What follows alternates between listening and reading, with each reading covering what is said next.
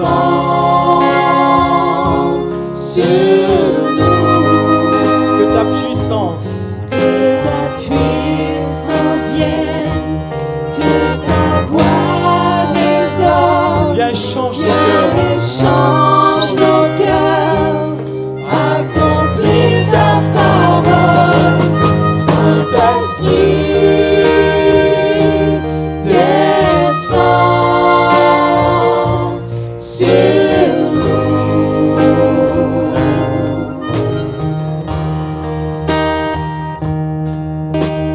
Personne n'a vu ni entendu, personne n'a connu ce que Dieu réserve.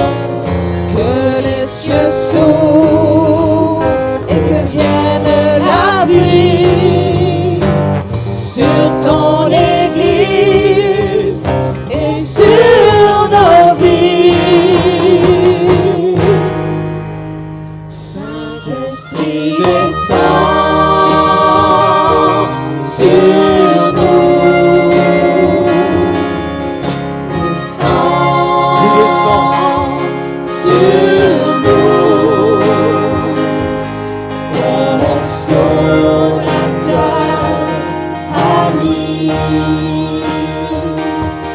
à nouveau touche nos vies.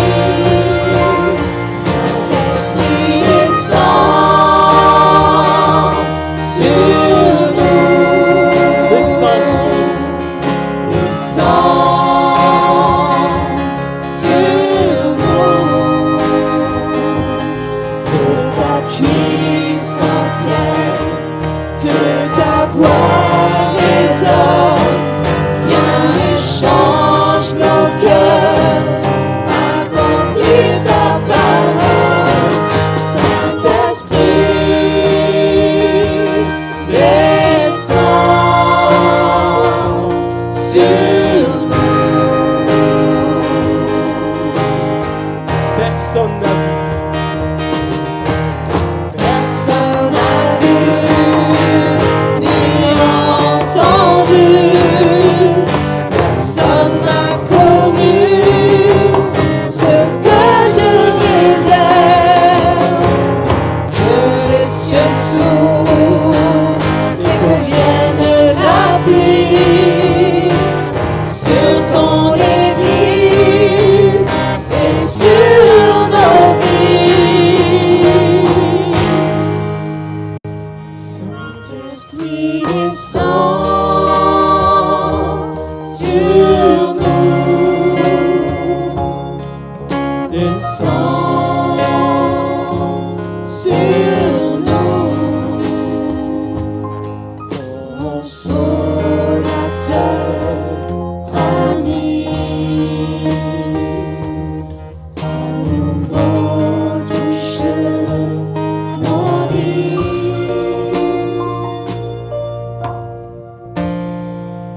Saint-Esprit, descends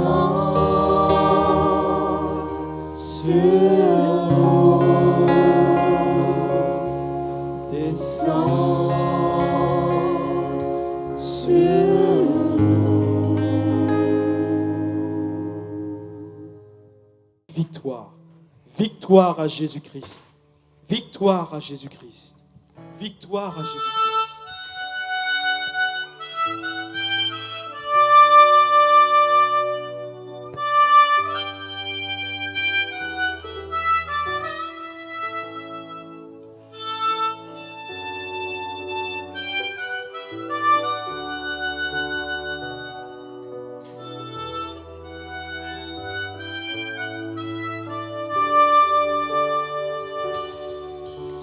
Toi, ô Seigneur de la vie,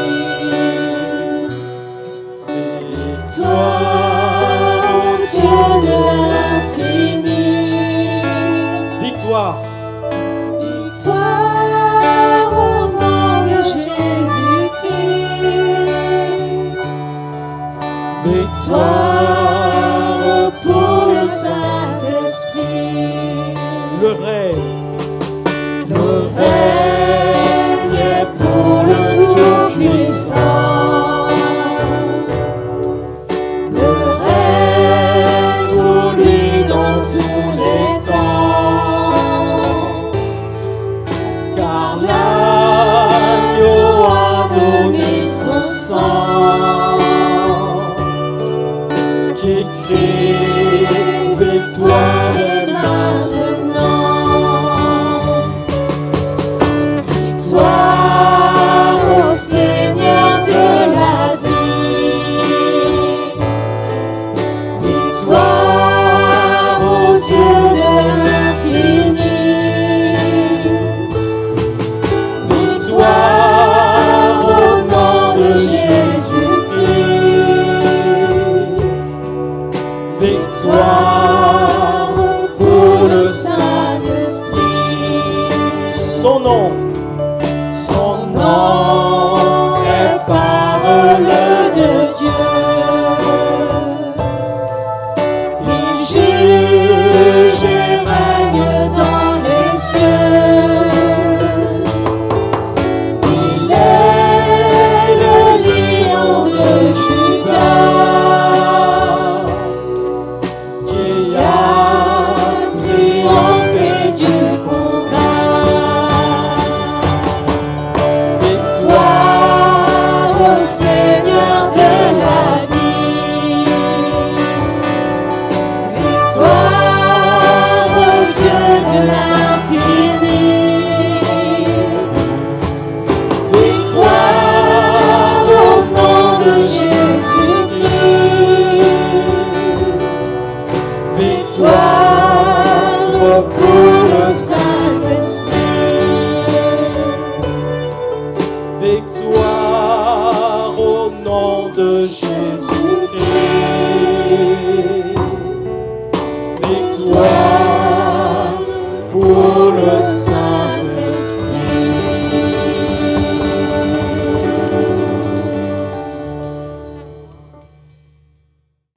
Il est venu pour libérer les captifs, pour envoyer libres ceux que Satan tenait encore sous son emprise, avec ses liens maléfiques et diaboliques. Jésus apparut afin de détruire les œuvres du diable. Et tous ceux qui disent oui à Jésus sont délivrés de l'empire du diable. Que tous ceux qui entendent cet appel et qui n'ont pas encore dit oui le disent ce matin. Oui Jésus, je te reçois comme Sauveur et Seigneur de ma vie. Délivre-moi, change ma vie et je m'engagerai avec toi dès maintenant et pour l'éternité. Nous voulons être remplis encore de l'Esprit de Dieu et nous voulons nous abandonner entre ses mains d'amour. Je vais demander aux deux sœurs désignées pour le ramassage, s'il vous plaît, des offrandes. Merci de bien vouloir assurer le service en passant dans les rangs. Et nous rappelons que soutenir l'œuvre de Dieu, c'est aussi un soutien financier. Dieu nous bénit pour que nous puissions bénir. Et c'est le premier dimanche du mois. Souvenez-vous qu'il y a l'offrande missionnaire et l'offrande pour l'achat local. Que Dieu nous bénisse ensemble. Abandonnons-nous entre ses bras d'amour pour que son esprit nous remplisse, nous saisisse et nous aide à faire ce qui nous est impossible de faire. Car ce n'est pas par la chair, ni par la force, ni par la puissance, mais c'est par son esprit. Je m'abandonne. Je m'abandonne.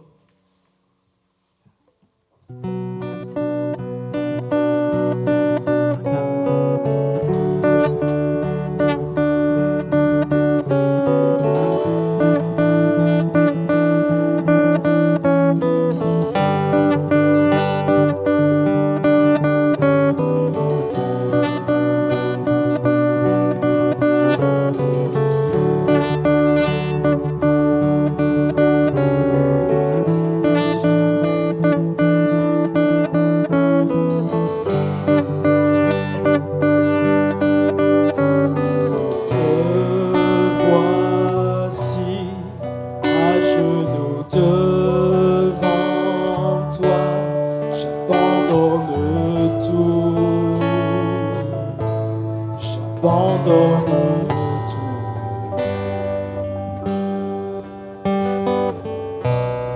Seul désir avant que tu m'attires, c'est d'être avec toi, c'est d'être avec toi.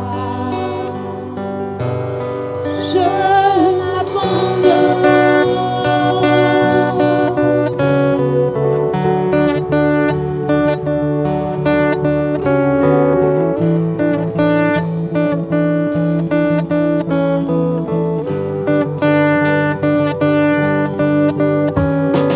Par ta grâce, viens inonder mon âme. J'ai besoin de toi. J'ai besoin de toi. Mes bras ouverts, tu entends ma prière. Parle à mon cœur,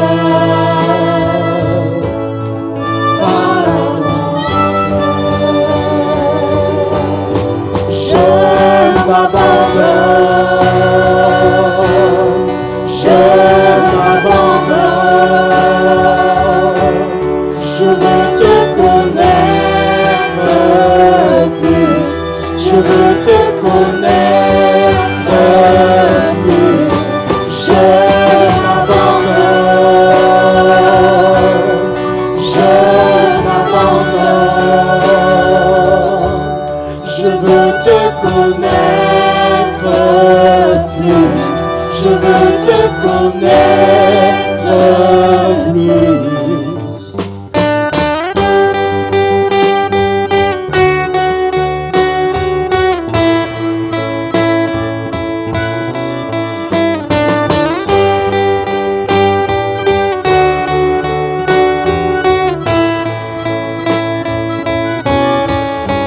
T'es le vent puissant, souffle maintenant.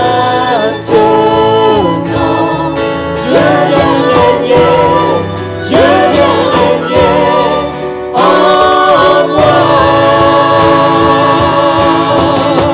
T'es un ouragan, réveille mon âme. Dieu vient régner, Dieu vient régner en moi. C'est le vent, t'es le vent puissant, souffle maintenant. Dieu vient régner, Dieu vient régner en moi. T'es un ouragan, réveille mon âme. Dieu vient régner, Dieu vient régner en moi. Je m'abandonne, je m'abandonne. Je veux te connaître plus, je veux te connaître plus. Je m'abandonne, je m'abandonne. Je veux te connaître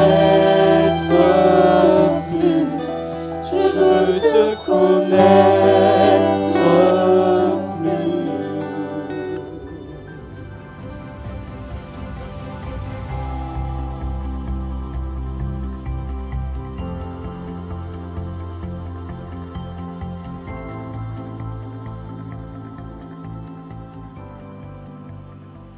L'importance du baptême du Saint-Esprit.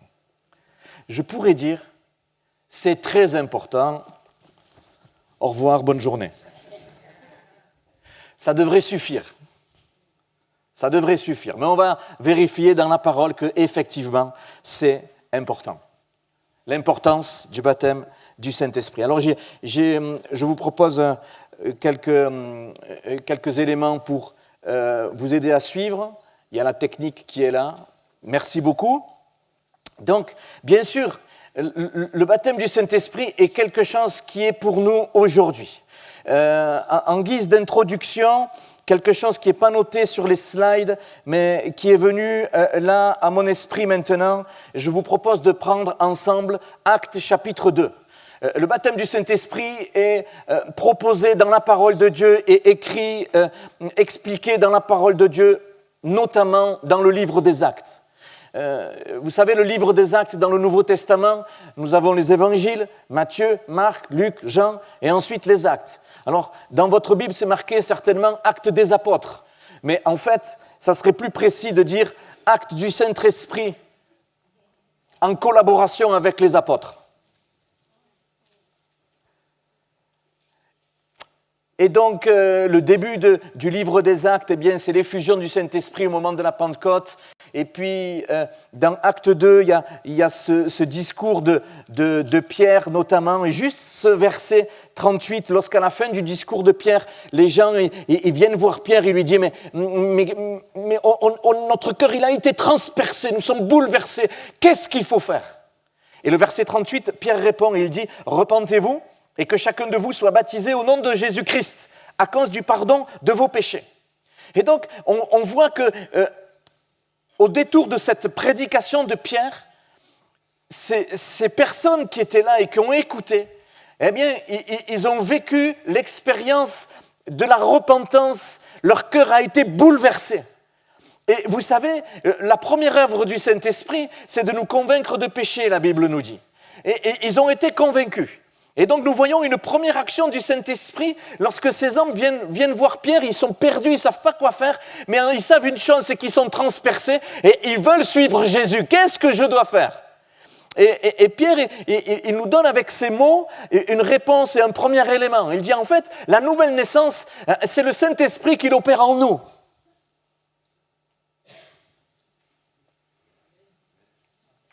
Des fois on dit je me suis converti. Oui. Mais c'est le Seigneur, par le Saint-Esprit, qui en est l'initiateur. Et face à ce que le Seigneur a déjà fait, face au tout accompli du Seigneur, le Saint-Esprit vient nous convaincre, comme dans mon témoignage. Il venait nous traverser, mais que répondons-nous ? J'ose espérer que nous avons répondu oui. Hein ? Alléluia. Donc l'œuvre de l'Esprit, elle commence avec la nouvelle naissance. Et c'est ce que dit dans ce premier mot du verset 38. Et Pierre dit, à cause du pardon de vos péchés, point virgule, et vous recevrez le don du Saint-Esprit.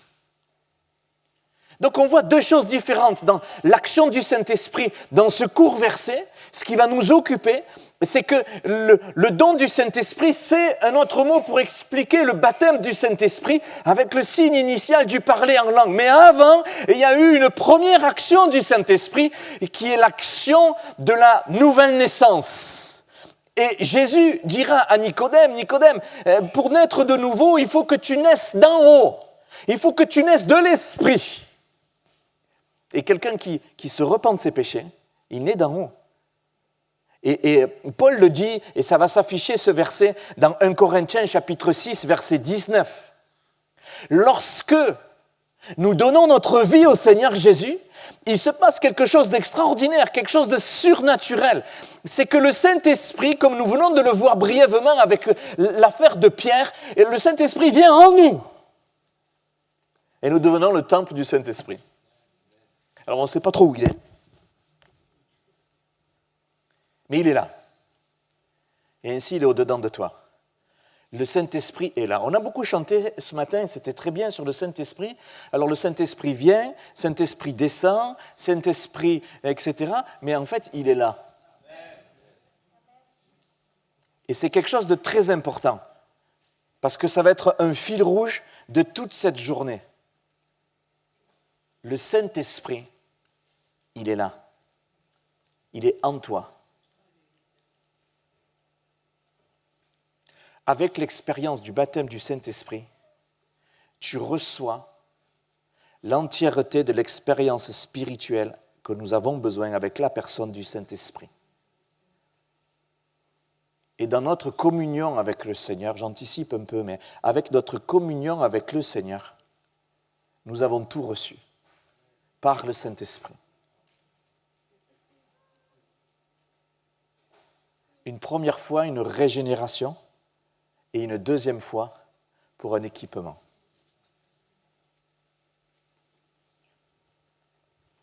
Qui ici a reçu le baptême du Saint-Esprit? Qui parle en langue, qui prie en langue. Alléluia. Donc tu as tout reçu. Et sur la base de ce que j'ai reçu, j'avance. Sur la base de ce que j'ai reçu, cela se développe.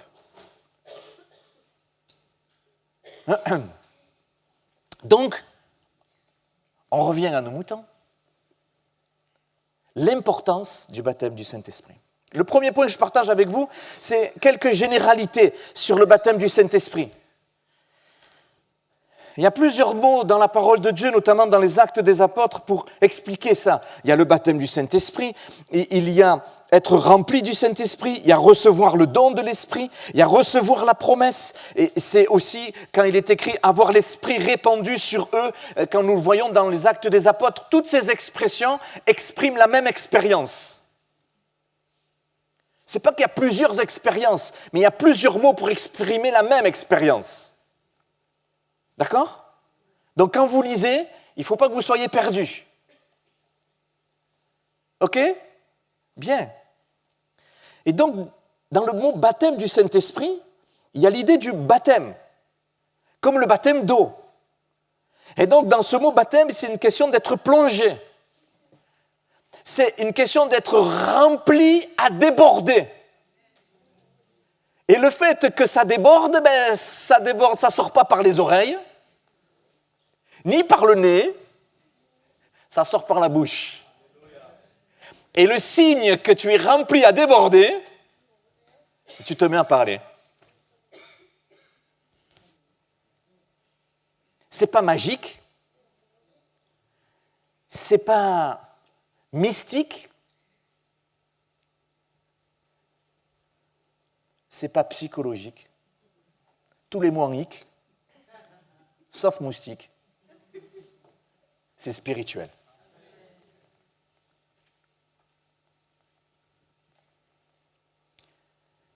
On est plongé. Quand on prend le baptême d'eau, on est plongé dans l'eau. On est plongé dans un élément. Quand on est baptisé du Saint-Esprit, on est plongé dans une personne. La personne du Saint-Esprit. Il s'agit d'être en communion avec cette personne.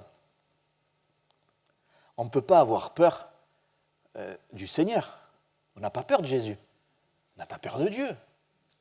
Dieu, c'est notre Père rempli d'amour qu'a donné Jésus. On ne peut pas avoir peur du Saint-Esprit. Le Saint-Esprit, c'est un gentleman. Il ne va pas nous chahuter, il ne va pas nous faire des choses qui vont te faire peur. Dieu, il n'est pas dans la peur, il n'est pas là pour nous faire peur. Alléluia. Donc c'est plein de joie et qu'on vient se jeter et être embrassé par cette personne du Saint-Esprit. Et c'est l'image du mot baptême. On voit que le Saint-Esprit il est omniprésent dans toute la Bible.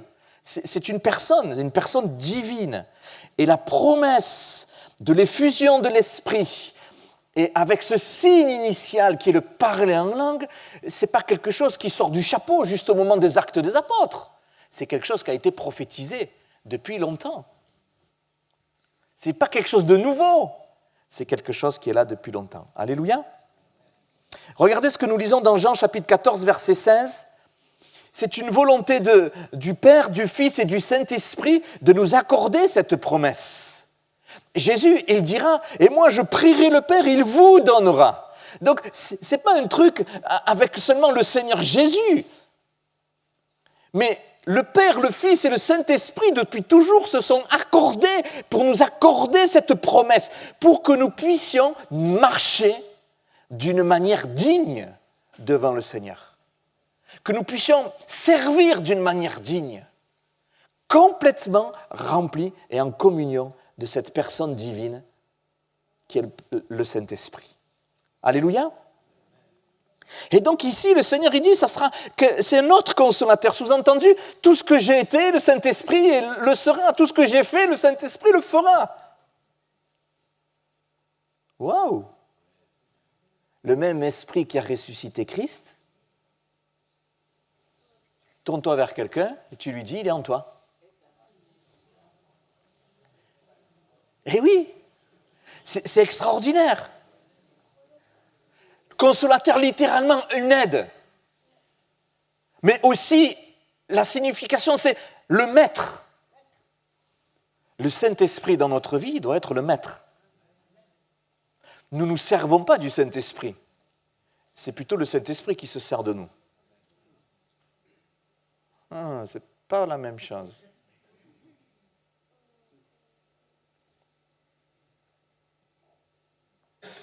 Donc s'il est le maître, on lui doit obéissance. Vous et moi, nous devons être soumis à la personne du Saint-Esprit. Lui obéir. De la même manière que j'obéis à Jésus et que j'obéis au Père. J'obéis au Saint-Esprit. Quand Jésus s'est opposé, il dit, mais jusqu'à quand est-ce que vous résisterez au Saint-Esprit? C'est plutôt Étienne qui disait ça de mémoire. Qui voulait le lapider. Jusqu'à quand vous résisterez au Saint-Esprit? Il s'adressait aux religieux. Les religieux, ils ne veulent pas de l'œuvre de l'Esprit. Mais nous, on n'est pas des religieux. Oh. Je parle, mais vous êtes avec moi. L'Esprit, il est le responsable de la propagation de l'Évangile. À travers des apôtres.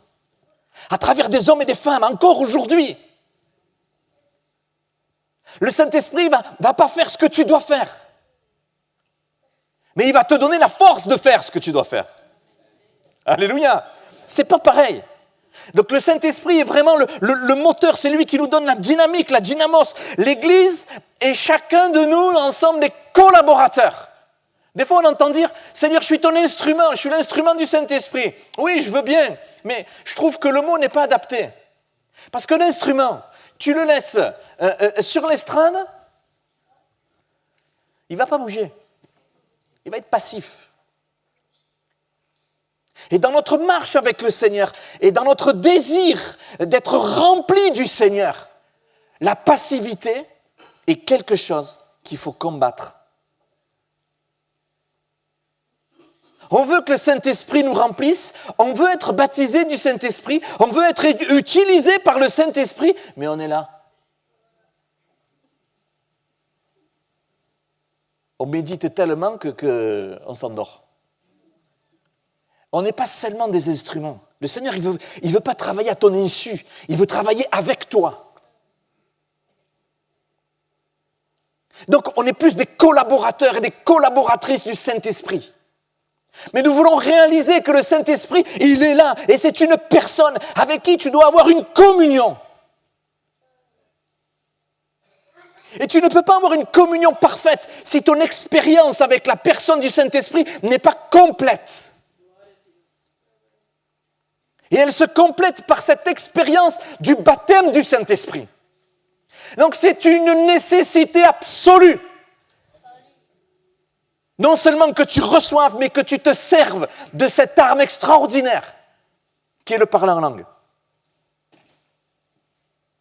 Donc on n'est pas passif. On est actif, toujours. L'œuvre de Dieu est une dynamique, une marche, une avancée. De progrès en progrès. Et c'est lié également, ce principe, avec ma communion avec le Saint-Esprit. Donc, Dieu veut que nous comprenions que toute révélation, tout progrès, toute victoire, tout, absolument tout, dans notre marche personnelle, se fait au moyen de la personne, de l'Esprit.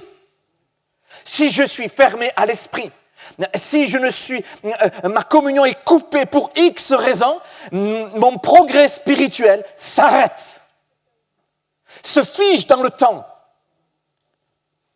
Et ainsi, on discute avec les uns et les autres, et on se dit, mais il y a 20 ans, j'ai fait ceci, il y a 40 ans, il s'est passé là, cela, mais la communion avec le Saint-Esprit, c'est ici et maintenant, c'est tous les jours.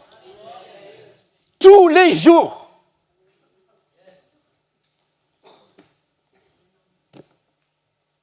Amen.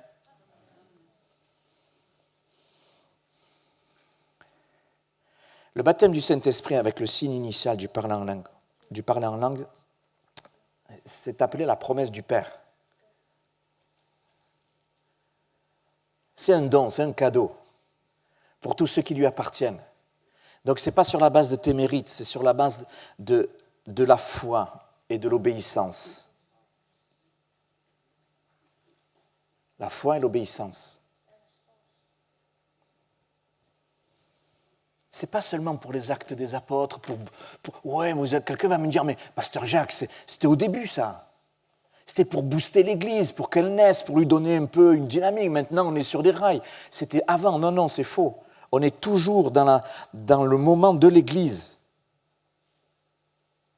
Le fonctionnement du Seigneur, il n'a pas changé puisqu'on est dans les mêmes moments de l'Église. Oui ou non? Vous êtes l'Église ou pas? On est l'Église. La manière de faire du Seigneur va changer quand le Seigneur va venir nous chercher. Mais pour l'instant, on est toujours ce qu'on appelle sur la dispensation de l'Église. Sur le temps de l'Église. Oui ou non? On est sur le temps de la grâce, le temps de la patience de Dieu. Et le royaume de Dieu doit avancer avec des hommes et des femmes remplis de l'Esprit. Pour faire le travail de l'Esprit. En communion à l'Esprit. Je devrais en avoir dit assez pour vous motiver et vous faire comprendre que c'est important. On n'est pas sortis, hein. Pasteur Jean-Marc, il m'a dit, on en a jusqu'à ce soir. Le baptême du Saint-Esprit, c'est individuel. Regardez dans Acte 2, verset 4. C'est les 120, c'est dans la chambre haute. Hein. Verset 4 ou 3.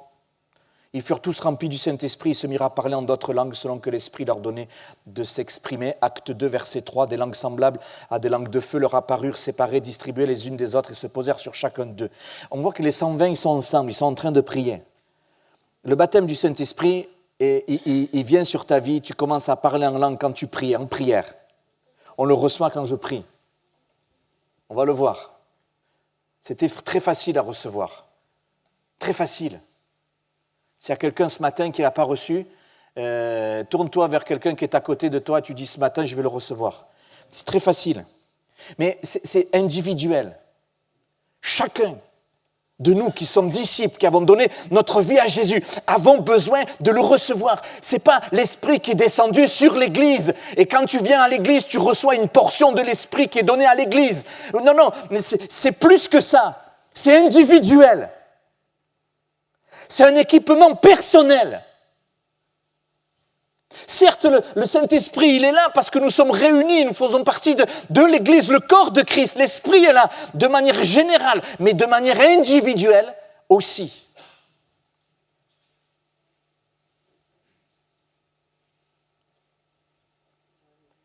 C'est individuel, donc chacun de nous avons besoin de le recevoir. C'est être rempli du Saint-Esprit et parler dans de nouvelles langues. C'est la preuve indiscutable. Je suis rempli et je parle en langue. Je suis tellement rempli que je parle en langue. Il faut que ça sorte comme une bouchon de champagne. Alléluia. C'est spirituel. Et dans le verset 4, ils furent tous remplis. Le mot « rempli » dans le grec donne une signification de complet. Et quand je vous disais tout à l'heure que l'œuvre de l'Esprit dans ma vie doit être complet, ça vient avec cette expérience tellement importante. Ils furent complètement. Et mon expérience avec le Saint-Esprit dans mon être intérieur, dans ma vie spirituelle, c'est complet. Tu as tout reçu.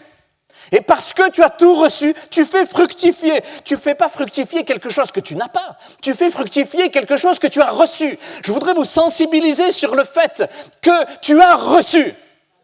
Sers-toi de ce que tu as reçu. Fais prospérer ce que tu as reçu. Des fois, on entend dire, oui, mais tu n'as pas reçu ça. Tu n'as pas reçu ceci, tu n'as pas reçu cela. Non. Mets-toi en action. Reste en communion avec le Saint-Esprit. Et tu verras, tu vas te rendre compte que le Saint-Esprit va te conduire à faire des choses, à dire des choses. Tu vas te dire, mais Seigneur, tu t'es servi de moi? Mais je ne savais pas que tu pouvais te servir de moi comme ça. Mais oui, tu vas te rendre compte que tu as tout reçu. Et l'Esprit te donne de faire. Amen. Le fait d'être rempli, complet.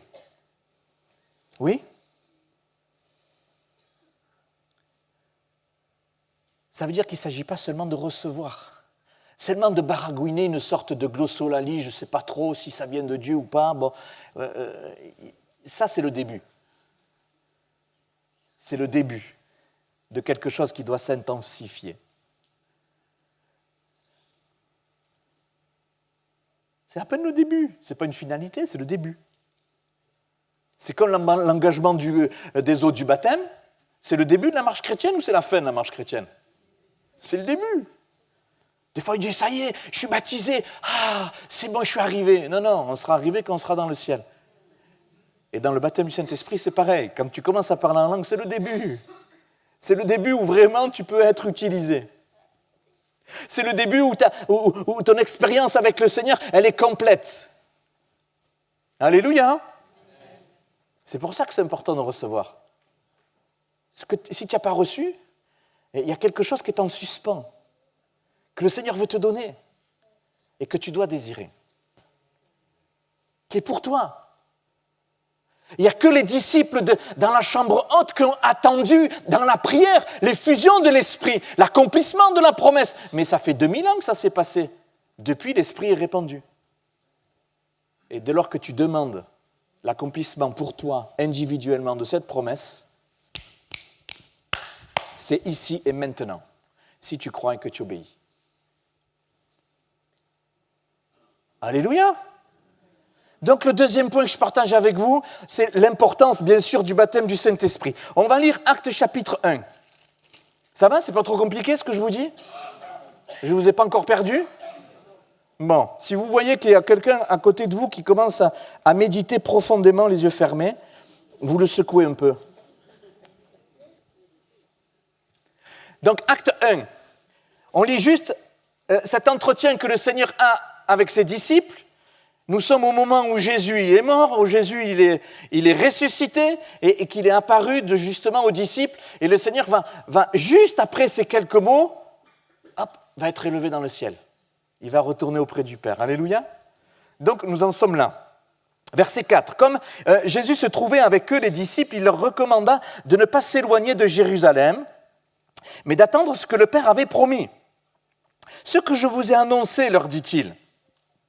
Car Jean a baptisé d'eau, mais vous, dans peu de jours, vous serez baptisés dans le Saint-Esprit. Vous serez plongés dans le Saint-Esprit. On va au verset 8. Vous recevrez une puissance, le Saint-Esprit survenant sur vous, et vous serez mes témoins à Jérusalem, dans toute la Judée, dans la Samarie, jusqu'aux extrémités de la terre. Et après avoir dit cela, il fut élevé pendant qu'ils le regardaient, et une nuée le déroba à leurs yeux. Nous sommes ici, donc, avec ces derniers propos que Jésus donne à ses disciples. C'est les derniers mots du Seigneur avant qu'il monte au ciel.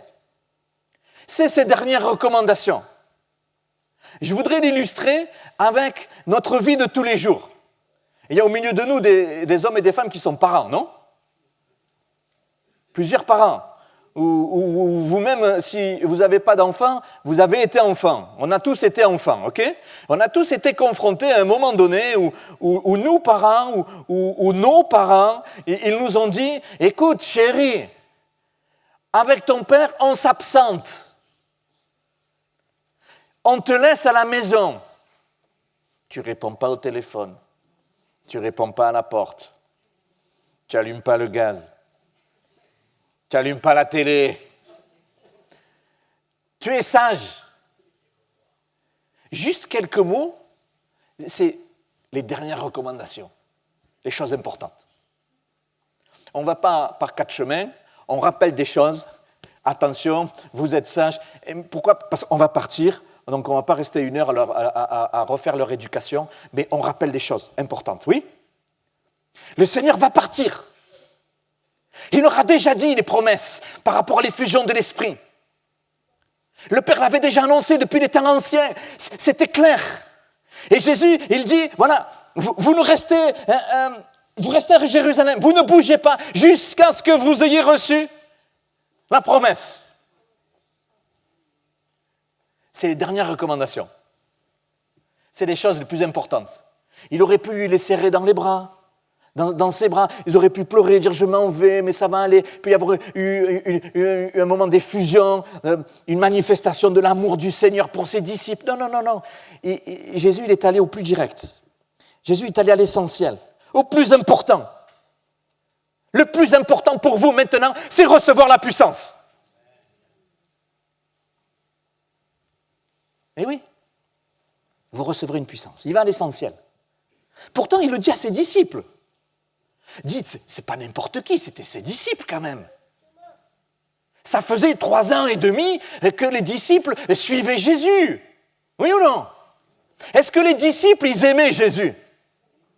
Est-ce que les disciples, ils avaient tout donné, tout laissé pour Jésus? Est-ce que les disciples, ils n'ont pas vu les miracles de Jésus? Est-ce que les disciples n'ont pas vécu eux-mêmes le miracle? Quand le Seigneur il s'est servi des disciples pour que les disciples distribuent le pain et les poissons, est-ce qu'ils n'ont pas vu sortir de leurs mains le fruit du miracle? Oui? Est-ce que les disciples n'ont pas reçu une mission extraordinaire? Aller par tout le monde et prêcher. Oui ou non? On se dit, mais attends, mais si les disciples, ils ont reçu tout ça, ils ont vécu tout ça, malgré tout, le Seigneur leur dit, vous avez bien vu dans Acte 1, vous ne faites rien.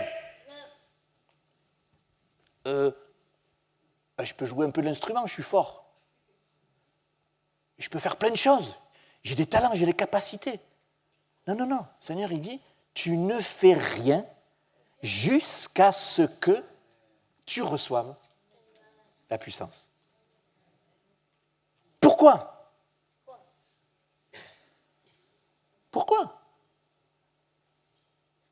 Parce qu'on ne peut pas accomplir l'œuvre de Dieu sans cette puissance. C'était important.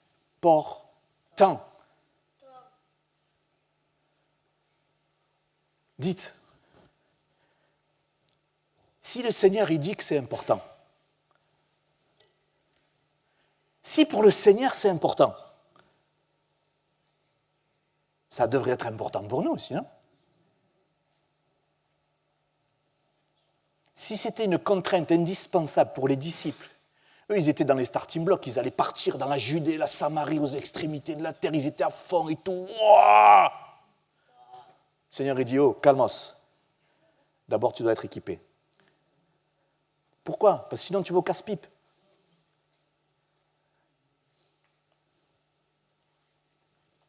Et nous, on est plus fort que le Roquefort, on va dire oh non, mais moi, je n'ai pas besoin. Parler en langue, c'est que pour les pasteurs. Ah non, mais moi, j'ai plein de talents et tout. Non, mais moi, ce n'est pas mon truc. Non, ce n'est pas une question de truc. C'est une question d'obéissance.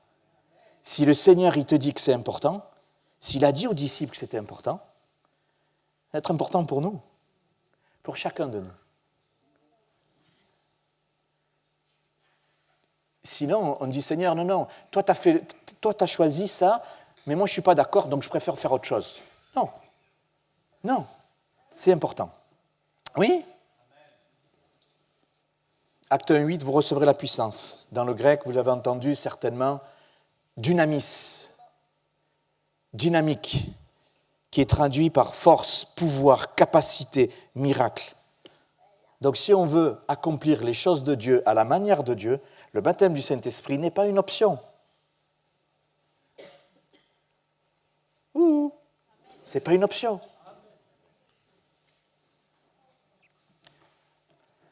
On ne peut pas vivre, on ne peut pas marcher, on ne peut pas servir de manière efficace sans cet équipement. Parce que c'est un équipement. C'est mon 3e point. Ça va, je ne suis pas trop long? 3e point, c'est un équipement indispensable.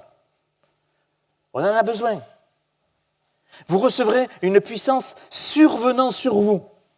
dit le verset 8. Survenant sur vous, et vous serez mes témoins. D'abord je reçois, et après je suis témoin. C'est deux choses différentes. J'illustre. Est-ce qu'il y a au milieu de nous quelqu'un qui est soldat, qui fait partie de l'armée? Des fois, il y en a. Pas ici. Bon, imaginez que vous êtes soldat. On imagine, hein? Plusieurs d'entre nous avons fait l'armée. Vous savez, les classes, des trucs comme ça. Moi, je me rappelle, à l'époque, si, ne riez pas, j'avais les cheveux beaucoup plus longs. La première chose que tu vas quand tu commences l'armée, tu te regardes à la glace, tu te dis, mais c'est pas moi ça. Et il te file un gros sac, dedans tu as les Rangers, que tu n'arrives pas à marcher avec, tu as mal aux pieds, le treillis, le machin, le truc. Allez, pendant 10 mois ou 12 mois, je ne me rappelle plus, tu es soldat, tu fais partie de l'armée. Imaginez que vous êtes engagé à l'armée, plus que de faire un service militaire. Vous êtes engagé à l'armée, vous avez signé, vous recevez votre arme et tout, et vous êtes un soldat. Et imaginez que vous rentrez chez vous, vous avez aussi une famille. Et quand vous êtes chez vous, quand vous vous couchez, qu'est-ce que vous mettez? Même si vous êtes soldat, on se met notre pyjama. On va se coucher.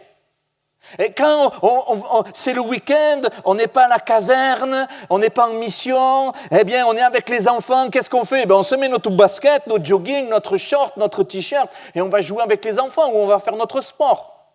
Oui ou non? Est-ce que nous allons nous balader avec notre fusil, notre casque, notre tenue de militaire, nos rangers, pour aller faire les courses au supermarché? Si quelqu'un te voit comme ça au supermarché, ils appellent les flics, hein? Mais si on est en tenue civile pour faire nos affaires de tous les jours, est-ce que pour autant on n'est pas soldat? On est soldat. Mais maintenant, imagine qu'on est en période de guerre et on t'appelle pour aller au front. Est-ce que tu vas y aller avec tes baskets, ton t-shirt et ton short que tu as utilisé pour aller jouer avec les gamins? Qu'est-ce que tu vas faire? Tu vas mettre ton équipement. Oui ou non? Imagine que les collègues te voient arriver sur le lieu de la bataille et que toi, tu es en jean, basket, t-shirt. Ils vont te dire, oh, il va t'habiller, oh. Que si l'ennemi il arrive en face, il va te démonter. Tu n'es pas armé, tu n'es pas protégé. Il est où ton équipement? Vous comprenez l'image? Est-ce que la personne qui est dans son supermarché en tenue civile, est-ce qu'elle est soldat? Oui. Est-ce que quand elle est en détente chez elle, en train de manger avec ses enfants, en train de jouer, est-ce que cette personne-là, elle est soldat? Oui. Mais pour aller au front, est-ce que ça suffit d'être soldat? Il faut l'équipement. Et le baptême du Saint-Esprit, le Seigneur nous l'a donné, c'est un équipement pour le combat, pour le service pour Dieu. Il n'est pas une question de notre identité spirituelle. Nous sommes enfants de Dieu, grâce à la nouvelle naissance. Mais tu as besoin de l'équipement spirituel que le Seigneur a voulu pour les disciples, pour chacun de nous, pour être efficace dans le combat spirituel que nous menons, toi et moi. Dans ton service, tu en as besoin d'être équipé. Vous comprenez combien c'est important? On ne va pas aller sur un champ de bataille en maillot, avec la serviette de plage, en tongs. L'ennemi va te regarder, il va rigoler. Et toi, tu vas dire, oui, mais moi, je suis enfant de Dieu. Ben ouais, tu es enfant de Dieu, mais je vais te démonter. Donc, qu'est-ce qu'on fait? On court et on va mettre l'équipement. Le parler en langue, c'est très important.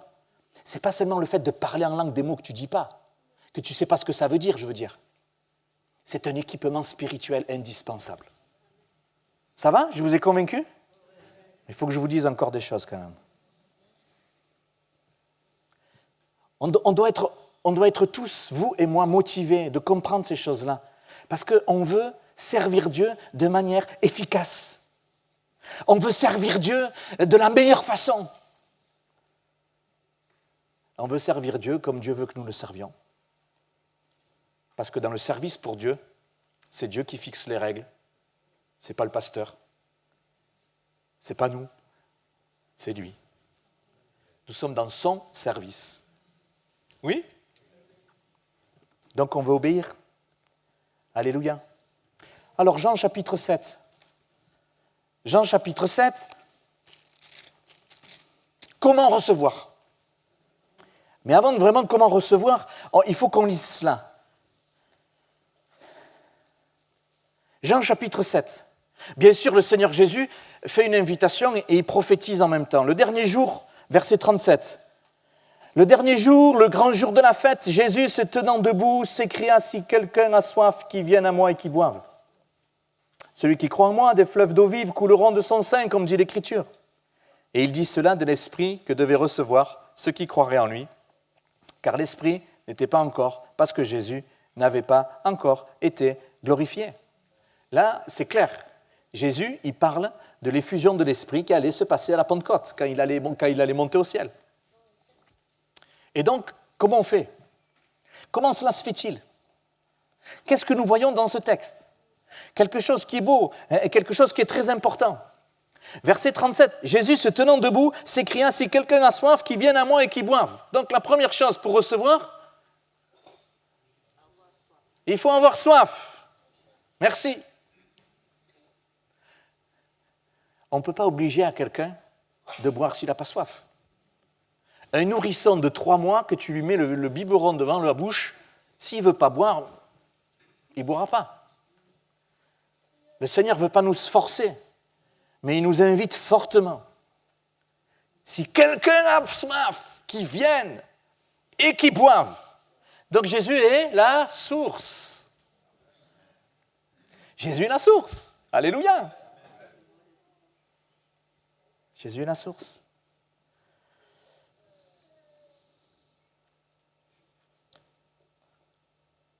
C'est pour tous ceux qui ont cru, tous ceux qui ont soif. Est-ce que ce matin tu as soif? La vraie question, elle est là. Est-ce que tu as soif? Si tu as soif, tu vas être rempli à déborder. Alléluia. Regardez, sans être trop long. Verset 38. Celui qui croit en moi, ou celle, bien sûr, c'est générique. Celui qui croit en moi, des fleuves d'eau vive couleront de son sein, comme dit l'Écriture.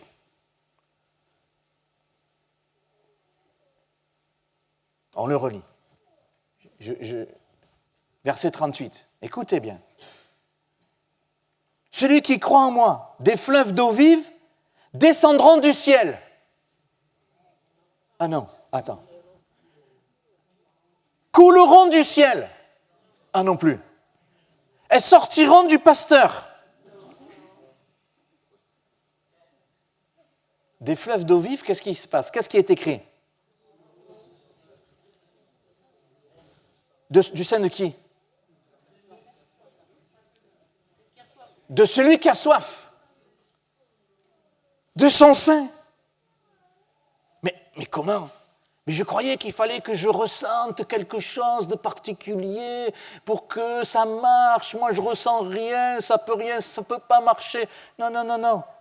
C'est pas mystique. Ça sort de ton cœur. Vous vous rappelez, quand on a donné notre vie à Jésus, nous sommes devenus le temple du Saint-Esprit. La personne du Saint-Esprit est déjà là.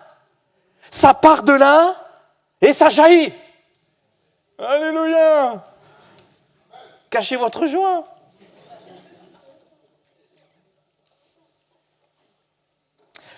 J'illustre. OK? Imaginez que ça, ce verre vide, c'est notre vie. C'est vous et moi. D'accord? L'eau qui est dans cette carafe est l'image de l'œuvre du Saint-Esprit dans notre vie. OK? D'accord? Quand je donne ma vie à Jésus, Quand je suis convaincu de péché, qu'est-ce qui s'est passé? Le Saint-Esprit dans ma vie m'a convaincu. Il vient dans ma vie. Il est là. Il est en nous. Nous sommes le temple du Saint-Esprit. Alléluia. Quand on vit un bon culte, ou que chez nous le Seigneur nous visite, vous savez, quand on prie, quand on lit la parole de Dieu, qu'il y a un verset qui nous saute aux yeux, et puis le Seigneur il nous encourage, il nous parle. Ça vous est arrivé ça? Qu'est-ce qui se passe? Eh bien, il y a une action de l'Esprit qui nourrit notre vie. Puis quand on vit un bon culte, quand il y a un chant qui nous touche, il y a une bénédiction, une révélation qui est là, qu'est-ce qui se passe? Le Saint-Esprit nous remplit. Il y a plusieurs moyens, Paul nous en parle, il y a plusieurs moyens dans notre vie d'être remplis de l'Esprit. Toutes sortes de bénédictions qui viennent d'en haut nous fait du bien. Mais là, ici, avec le fait d'être rempli de l'Esprit au point de déborder, il faut que ça déborde. Et pour que ça déborde, il faut que ça soit totalement rempli, à déborder. Qui c'est qui fait le ménage pour la moquette? À déborder. Et quand ça déborde, ça sort de mon sein et ça jaillit jusque dans la vie éternelle. Alléluia. Est-ce que le Seigneur t'a rempli au point que tu débordes? Et la manière de le voir, quelque chose qui ne peut pas tromper, c'est de parler dans des langues qu'on ne connaît pas. Si tu ne parles pas en langue, c'est que tu n'es pas rempli à déborder. Il y a déjà de l'esprit en toi. Tu as déjà vécu plein de choses, mais tu n'es pas équipé. Regardez le verre. L'eau était dans le verre. Elle était dans le verre. OK? Quand ça a débordé, où est allée l'eau?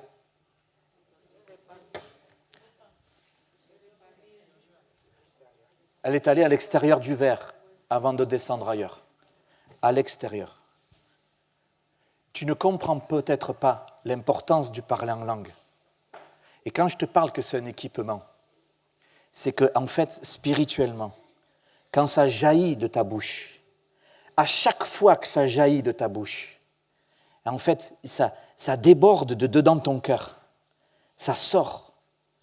Et toute ta vie en est revêtue. Ça couvre d'abord ta vie. Et ça forme un équipement. Quand tu as vécu ça, tu as tout vécu. Je m'adresse aussi à des chrétiens. Je m'adresse aussi à l'Église. Le Seigneur te conduit à travers cette journée à comprendre que tu as tout reçu. Sers-toi de ce que tu as reçu. Vous recevrez une puissance. Il me dit, mais Jacques, j'ai rien ressenti. Quand je parle en langue, je doute. Quand je parle en langue, je me dis, mais c'est n'importe quoi, ça ne sert à rien. Est-ce que ça nous l'a fait qu'à moi? Au début, ça me l'a fait. Au début que je parlais en langue, j'étais baptisé. Vous voyez, dans mon témoignage, je vous ai dit que j'étais baptisé le lendemain. Au début, je disais une syllabe et je répétais la syllabe. Je dis, c'est quoi ce truc? Les autres, ils disent plein de mots. Moi, je dis une syllabe, ça ne sert à rien. Et puis, le pasteur m'a dit, ne te préoccupe pas de ce qui sort de ta bouche. N'essaye pas de réfléchir, mais fais-le par la foi. Et puis ensuite, d'autres mots sont venus. C'est une question de foi et d'obéissance. Je prends un instant pour vous raconter une autre anecdote à ce sujet. Il y avait dans une église une dame qui parlait en langue sous forme de don spirituel. Et quand elle parlait en langue, elle disait seulement une syllabe et elle répétait la syllabe. Et puis il y avait les chrétiens qui allaient voir le pasteur en disant, pasteur, il faudrait que tu fasses taire quand même cette femme, ça c'est pas un vrai parlant en langue quand même. Ça nous met mal à l'aise. Et puis le pasteur, il est allé voir la dame. Et puis la dame, elle dit, ok pasteur. Et puis le dimanche qui suit, elle refait pareil. Et plusieurs fois, le pasteur, il n'en peut plus. Et à un moment donné, plein d'amour, plein de tact, comme sont tous les pasteurs. Il dit, maintenant, il faut que tu arrêtes. Stop. Puis elle avait arrêté. Et puis un dimanche, elle refait, plus tard. Et avant que le pasteur aille la voir pour la énième fois, il y a un monsieur que personne ne connaissait, qui avait assisté au culte, qui avait entendu cette femme. Et ce monsieur est allé voir le pasteur. Il lui dit, pasteur, c'est extraordinaire ce qui se vit dans votre église. Le pasteur, il dit, ah bon? Il était comme ça, il dit, qu'est-ce qu'il va me dire encore? On va nous prendre pour des drôles malades et tout, des gens bizarres. Il dit, mais je suis spécialiste d'un dialecte ancien. Et cette dame, la syllabe, elle a exprimé une syllabe qui, dans ce dialecte ancien, est ce qu'ils appelaient, par rapport à leur croyance de ces personnes-là, le mot interdit. Parce qu'il était attribué seulement pour des moments spécifiques de louange et d'adoration, et ils vénéraient un Dieu créateur inconnu. Et ils étaient tellement dans le respect de ce Dieu créateur qui vénérait, le Dieu de la Bible, qu'ils avaient attribué un mot qui était pour eux sacré. Et ils l'utilisaient seulement en ce moment-là. Et cette femme, elle ne savait pas. Mais poussée par l'esprit, elle disait, répétait cette syllabe, qui, vous et moi, ça nous aurait mis mal à l'aise aussi. Il faut faire confiance. Il ne s'agit pas de faire n'importe quoi, mais il s'agit de croire et d'obéir.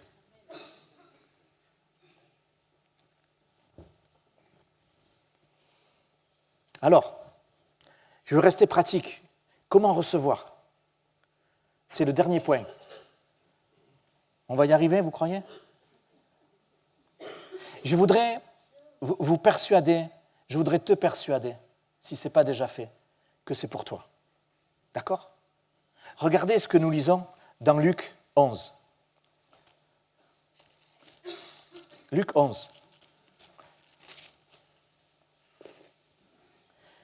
On lit versets 11 à 14. C'est Jésus qui parle pour encourager la prière et surtout pour encourager à recevoir. Regardez. Luc 11, verset 11. Quel est parmi vous le père qui donnera une pierre à son fils s'il lui demande du pain? Ou s'il demande du poisson, lui donnera-t-il un serpent au lieu d'un poisson? Ou s'il demande un œuf, lui donnera-t-il un scorpion? Ils sont où les enfants là? Ça va, vos parents ils vous font bien manger? Ou si donc méchants comme vous l'êtes, vous savez donner de bonnes choses à vos enfants, à combien plus forte raison le Père Céleste donnera-t-il le Saint-Esprit à ceux qui le lui demandent?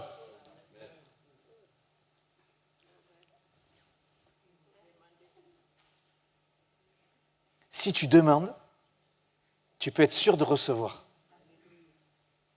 Parce que nous qui aimons nos enfants, papa, j'ai besoin d'un jogging. Bon, d'accord. Puis quand tu regardes le prix du jogging, tu pars en courant. Oh, on va faire l'effort quand même, bon, on va essayer de négocier. On veut donner le meilleur pour nos enfants, oui ou non? Maman, j'ai faim. Bon, le frigo, il est presque vide, mais on va donner notre part pour lui donner. On veut le meilleur. Et quand tu demandes au Seigneur, Seigneur, je veux être baptisé du Saint-Esprit. Je veux être baptisé. Pardon, parce que jusqu'à maintenant, j'ai négligé, je n'ai pas compris, mais là, je veux. Et alors que tu fais cette prière, est-ce que tu crois que le Seigneur va te la donner? Mais oui, parce que c'est notre Père dans le ciel. Et si tu t'adresses au Seigneur en disant, Seigneur, j'ai besoin de cette expérience, mais tu es bloqué parce que tu te dis, oh là là, mais s'il sort un truc, en fait, ça, comme je ne comprends pas, c'est possible que ça vienne du diable. Ah, mais il y a des personnes qui sont bloquées à cause de ça. Ils ont peur de mal faire. Et on a tellement peur de mal faire qu'on est bloqué. Mais le texte nous dit, si vous demandez quelque chose au Père, est-ce que c'est écrit que c'est le diable qui va te le donner? Si tu demandes quelque chose à ton papa dans le ciel, est-ce que tu crois qu'il n'est pas assez grand pour pousser tout le monde, pour dire, tu m'as demandé ça, mon fils, ma fille, je te le donne. Et de croire que ce que tu reçois, que ce qui sort de ta bouche, c'est vraiment du ciel. Amen. Gloire à Dieu. Marc 16, 16, celui qui croira et qui sera baptisé sera sauvé. Il est parlé du baptême d'eau. La première chose, il faut croire. Le parler en langue, il faut que tu crois. Et après, tu passes à l'action. Pasteur, j'ai donné ma vie à Jésus. Je veux passer par les eaux du baptême. Qu'est-ce qui va se passer? Il va y avoir une action. Je ne sais pas où il est le baptistère ici. Là, voilà. Tu vas passer par les eaux du baptême. Alléluia. Et avec le baptême du Saint-Esprit, c'est pareil. Seigneur, je crois. Je reçois. C'est une question de foi et d'obéissance. Alléluia. J'ai presque fini. Regardez 1 Corinthiens chapitre 14, verset 2. 1 Corinthiens chapitre 14, verset 2. Paul, il dit, celui qui parle en langue ne parle pas aux hommes, mais à Dieu. Est-ce que tu sais et que ce matin, tu as parlé à Dieu?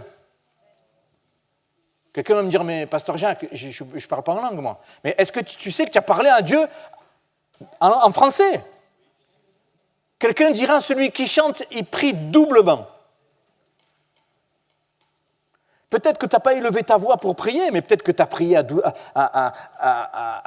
voix basse. Parler à Dieu, est-ce que ce n'est pas ça la prière? Oui? Est-ce que prier, c'est quelque chose d'important? Est-ce que notre vie de prière, c'est important? Votre pasteur, il vous le dit. D'abord, c'est écrit. Paul dira, priez sans cesse. Donc, est-ce que prier à haute voix, c'est important? On ne prie pas dans notre tête. Hein? On parle à Dieu. Prier, c'est parler à Dieu. Si tu pries uniquement dans ta tête, il ne sortira rien de ta bouche. Parce que dans le baptême du Saint-Esprit, c'est « ils parlèrent en langue ». Il faut parler. Est-ce que tu pries en français déjà? Il faut prier en français à haute voix.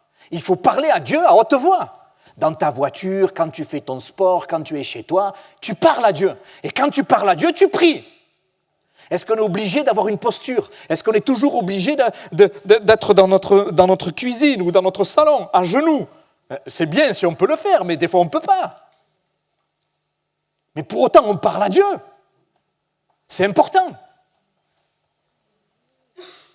Et parler en langue, c'est tout aussi important. Je prie Dieu en français, je prie Dieu en langue. Un pasteur disait, si tu n'as que 10 minutes dans ta journée pour prier, tu fais 5 minutes en français et 5 minutes en langue. Si tu n'as qu'une demi-heure, tu fais un quart d'heure en français, un quart d'heure en langue. Celui qui parle en langue, il parle à Dieu.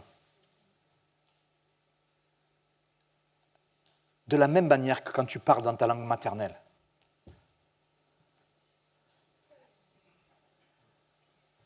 Bon.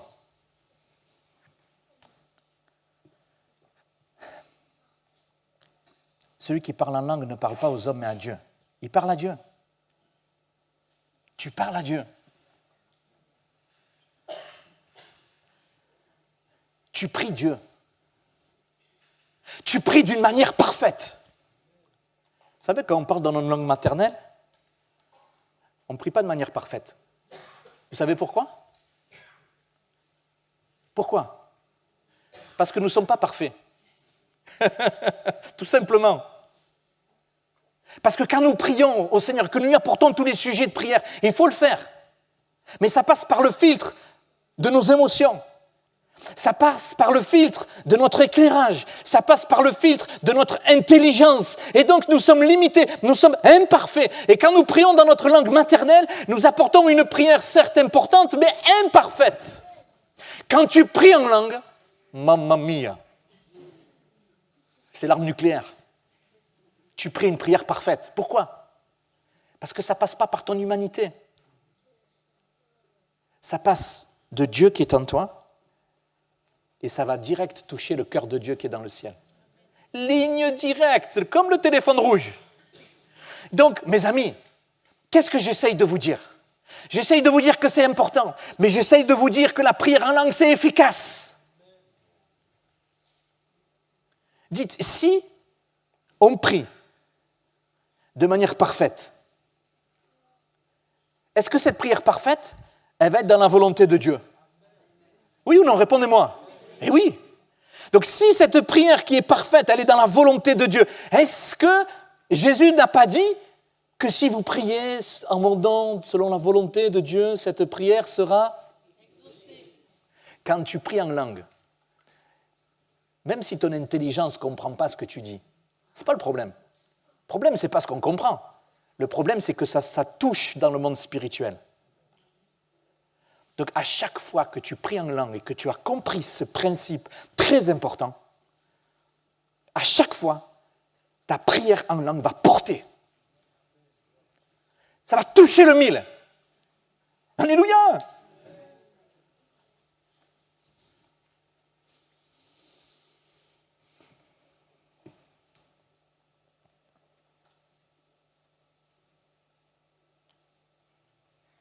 Donc, il faut que tu te serves de ce que tu as reçu. Allez, 2 points importants encore que je vous parle. 1 Corinthiens 14, 18. Après, on va prendre un moment de prière. Ça va? Le pasteur a dit, on ne mange pas aujourd'hui, c'est non-stop. Non, je blague, ça va aller. Ça va bien se passer. 14, 18, qu'est-ce que Paul nous dit? Regardez. Je rends grâce à Dieu de ce que je parle en langue plus que vous tous. Paul avait compris ce que je vous exprime. Si ma vie de prière, elle devient efficace, alors je vais utiliser ce qui est efficace. Je vais parler en langue. Et je voudrais réveiller ceux qui sont baptisés du Saint-Esprit depuis X années et que tu ne parles plus en langue. Il faut que tu te mettes en marche parce que tu es collaborateur et collaboratrice du Saint-Esprit. Et ça, c'est très important. Le Seigneur veut réveiller ta prière en langue. Amen. Il est là. Il est là. Paul avait compris. Pourquoi il dit « je parle en langue plus que vous tous » ? Pas parce qu'il était meilleur que nous, mais parce qu'il avait compris ce principe spirituel, que c'était quelque chose d'important et qu'il le vivait au quotidien. Alléluia. C'est pour chacun de nous. Et tu vas voir qu'il y a des choses dans ta vie qui vont se déverrouiller. Il y a des blocages qui vont sauter. Il y a des exaucements qui vont arriver. Alléluia. Mais l'Église va débloquer. Dans vos réunions d'église où vous êtes ensemble, où vous cherchez Dieu, parlez en langue. Il n'est pas question du don des langues, on en parlera cet après-midi si vous voulez. Il est question de la prière en langue.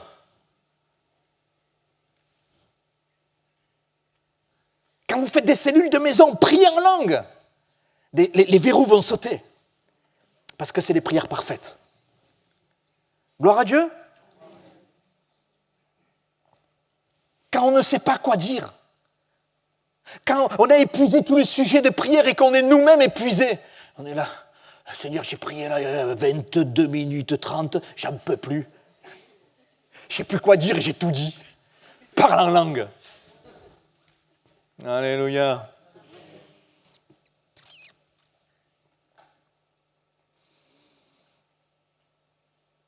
Bien. Regardez ce verset, je vous ai souligné un verbe. C'est lequel? Parle. Et je vous ai souligné le sujet qui est lié au verbe. Est-ce que c'est écrit « Le Saint-Esprit parle en langue à travers moi » ?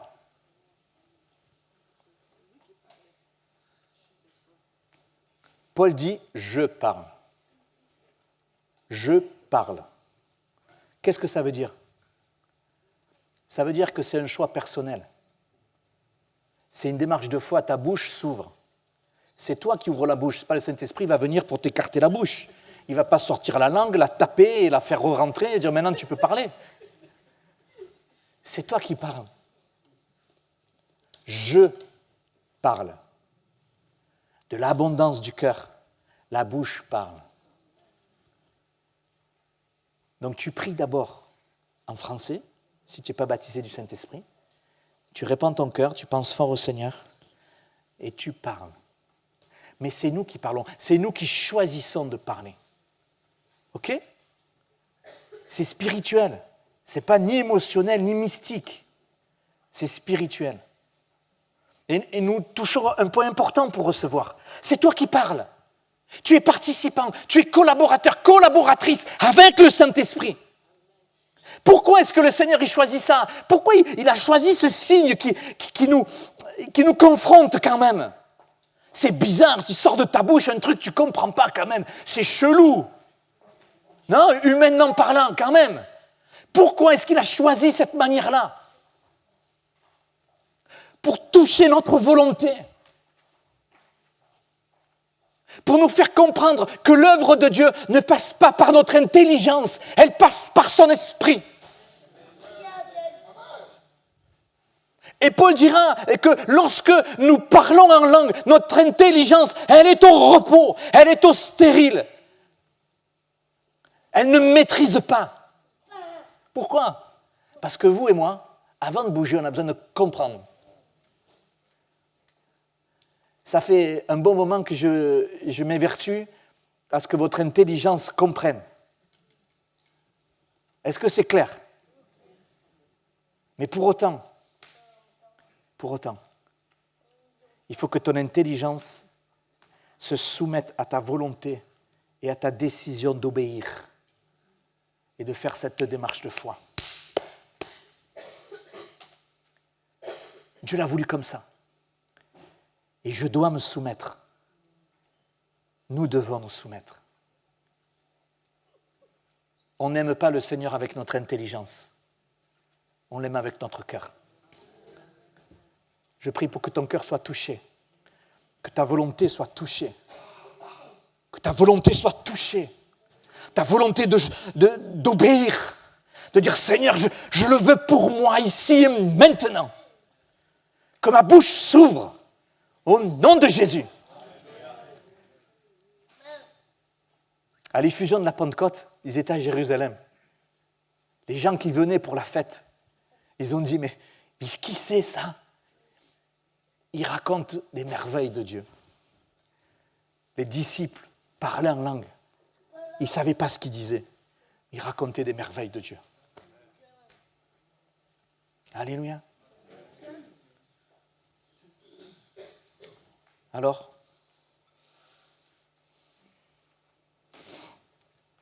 allez, un dernier point, on prie. Je ne voudrais pas vous perdre. 1 14 4, regardez. Celui qui parle en langue s'édifie lui-même. C'est un truc extraordinaire. Celui qui parle en langue s'édifie lui-même. L'autre verset, peut-être? Suivant, s'il y en a un. Sinon, ce n'est pas grave.